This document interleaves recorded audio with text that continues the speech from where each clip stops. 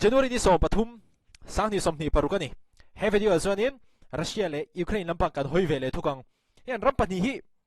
a indowa a indora imbiak te hlo chama a kap le chuminua a han indor le imbiak te hlo chama a indo le hiti reng reng khenin ni rampani khenin hunan mangani tuna hian chuan hemi video kan react tur chu thil poi model pani nia ama sabera chuanin NATO te bar khai tu mo US lampang po tlem chuan ti mang ang ve dewin ka ringa achan chu Russia hian in ral thuam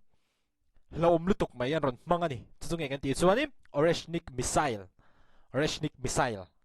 he missile hian in nuclear ral thuam po apai thei ani chuti khopa laom missile chuani Oreshnik missile he hian in NATO ho chuan war and jet fighter F-16 hi akap thla ni ti in Russia lampang chuanin an confirm thlet mai ani hemi chungchang hi kan riakang January ni kwa khanin Russia lampang chuanin Oreshnik mobile ground based missile system mangin Leaf Station aviation repair plant an bei ngik mai ani ti chuanin he an bei pui thang na hianin thilpoi mo tak Ukraine ta na tangkai NATO ta na tangkai khati che tan nei nual ani chunge kan ti chuanin US na jet fighter Ukraine he na ava supply F-16 fighter jet te chuanin Soviet hunlai mo Russia ron ni ma Soviet hunlai ya MiG-29s kan ti ang chi jet fighter ang chi ho te siam that na mun pui aviation repair plant kha Russia lampang chuanin an ti chiat sakani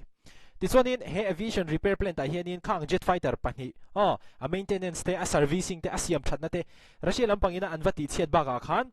an ti chiat te la chu drone siam na kha anti setel bokani achan chu hemi Leaf State aviation repair plant a hianin drone te hi an lo siam thin bok ni na langani chu Russia lampang hianin January ni kwa beipuyan vathak hemi Oreshnik mobile ground based missile system mga beipuyan thak na hianin anti chiani tisonin Russia Defense Ministry hianin na kanti chia ti te chu production workshop te mo khatiang siam chhona angchi workshop te khan ti chia tisonin thil da that na mun poimo tak te drone an da that na mun te po kha anti chebokani tichuan airfield mo an mani airfield ta na thil poimo tak thona han thok wal vel theina tur mi flight operations atana thil poimo tak angchi ho po kha Russia chuanin anvati chiat sak bokani he thil hi apoi mo eme ma chan chu he thil hi a che tak ani chuan che tak kan ti kha om je chu Russia lampang chuanin kan ti chian tia maro chu Ukraine te America te lampang khan engman la confirm ve chuang lo he thil hi a che tak ani chuanin Ukraine na he tianga Russia ram enge an tho theina manga ava be na te drone manga ava be ve theina angchi kha khami a theina kha nasa takin ti hemi na om don ani he Ukraine tan chuanin chan na nasa takani don ani chuan hemi ina thila tarlan le pakha chu industrial warfare the attack highlights Russia's strategy of targeting factories and logistic hubs not just frontline soldiers hey omje chu Russia hianin Ukraine ina no ral patong tura ron da sipai te khang chu beilo khan heta Ukraine ram chunga mi thei factory poimo tak te thil da that na mun poimo tak te pokha Russia lampang chuanin ava bei ve thei ti kha alan chian ti re me mani ti chuan Russia hianin hetianga beipuya thak mek lai hianin Iskander tactical ballistic missile le caliber cruise missile mangin drone an siam an rem khom na mun le energy an siam chhuana mun kha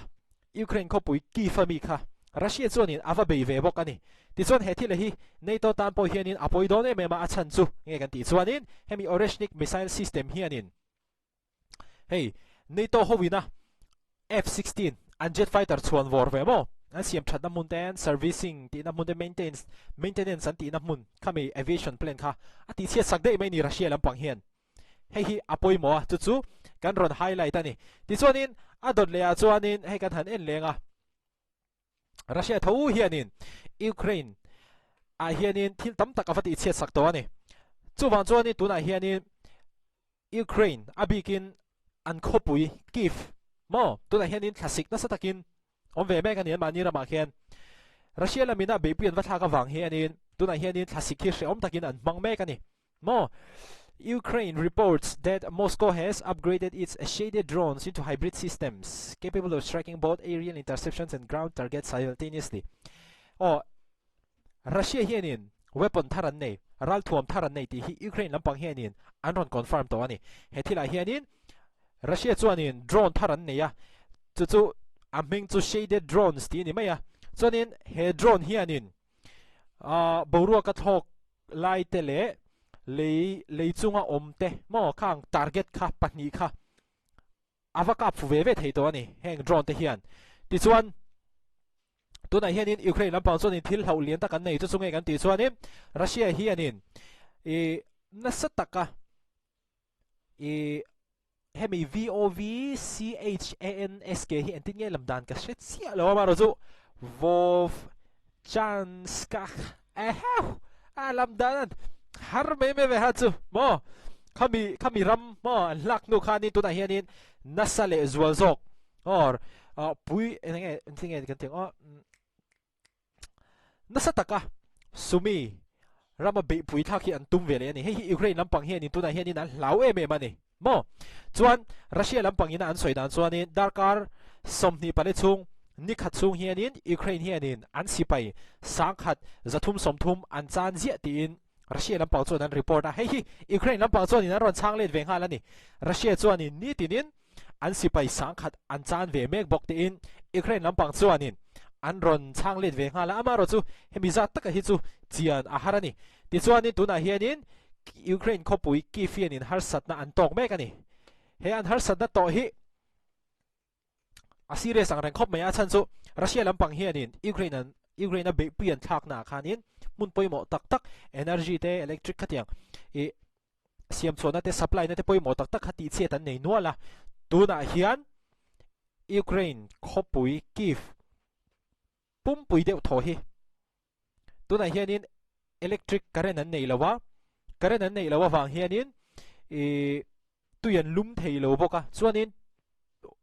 tui supply na te po hi ti chiat sakin an ma chu wang chuanin darkar somli pahnih chung hi electric no inti lum na mu mal le tui mu mal om lawin tiang hianin Ukraine khopui ki fa mi pui te khatuna hianin khasik om tak noya hunan mang me kani tuna hianin kif khopuya mi pui te chuanin emergency heating tents mangin tuna hianin an lo dam kho chuak ve mek zel bokani hetia Russia ina Ukraine ava be vak la hianin Ukraine chuanin counter attack te launch ve thawa chuanin Ukraine lampang hianin Russia ina oil alai chuana mun pui pathum kha Ukraine lampang chuanin lo ti siat sak ve bokani khatiang khatuna Russia le Ukraine ram din munani Ukraine hianin official takin Russia hianin ral thuam tharaneya shaded drones te kha khomwal le vansanga thok target mo khang pani target thei tur khanin an upgrade ti Ukraine lampang han chiang takin aron confirma Ukraine ina an la confirm ve lem lo amaro chu poimo boxi chu Russia lampang hianin Oreshnik mobile ground based missile system an nei to ani hethil hianin NATO ina a chuan vor a jet fighter chuan vor F-16 fighter jet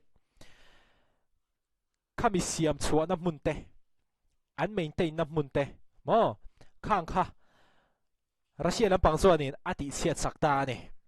heta phei chuanin Moscow's deadly Oreshnik missile hunts down NATO's F-16 fighter jets ating heng hea